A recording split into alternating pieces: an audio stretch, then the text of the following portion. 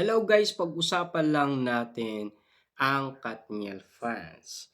Parang ang OA ng reaction ng fans ni Catherine Bernardo dito. Kayo ata di makamove on.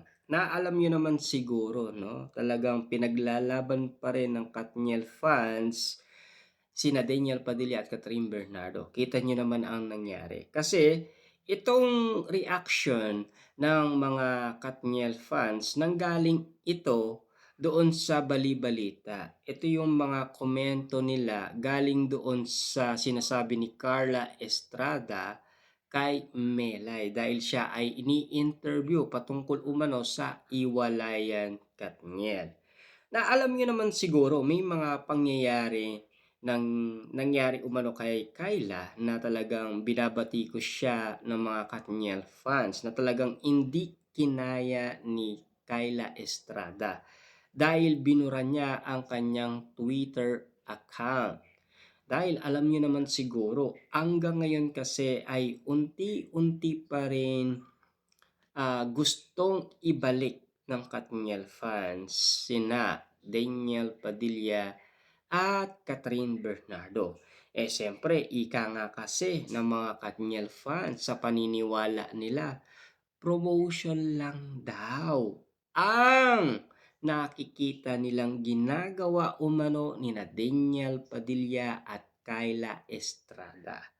Yun kasi ang paniniwala nila. Bakit nga naman kasi nasanay kasi sila. Kasi marami nang nangyaring ganyan tulad ng Kim Pao, Kat din na talagang kinabaliwan ng karamihan at pinagkaguluhan at lalong-lalo na pinagpestaan ang kiligan, lambingan, arutan, kulitan.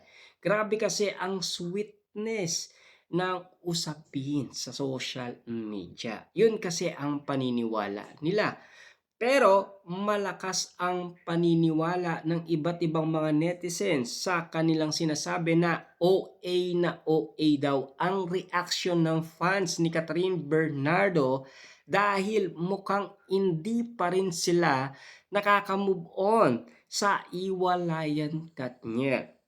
Grabe nga naman kasi hanggang ngayon kasi wala pa talagang final na resibo or ebidensyang magpapatunay na talagang iwalay na si Catherine Bernardo at Daniel Padilla. Ayon sa iba, kasi yan ang paniniwala nila. Kasi ayon sa kanila, publicity lang daw ang iwalayan Katniel. Pero ano nga ba ang sa tingin ninyo sa nakikita ninyong pinag-uusapan sa social media na talagang nagte-trending at nagba-viral umano ang bawat usapin basta't Daniel Padilla at Catherine Bernardo?